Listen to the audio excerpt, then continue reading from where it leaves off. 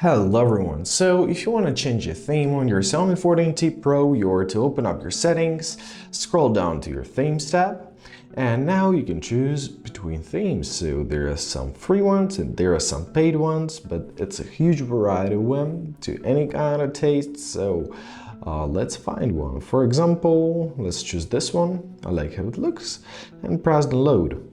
Now wait until it's gonna be downloaded. It's downloaded now, and press apply. Alright, so choose where you want to apply it, system, icons, home screen, lock screen, choose it to your taste and press apply. Now let's check it out, and we've got our theme applied. Everything's looking good and fresh.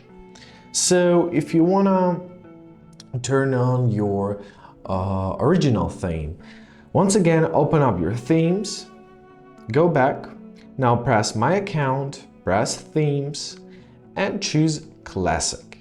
Press apply, and as you see, it's back. And that's it. I hope this video was helpful. Thank you so much for watching and have a great day.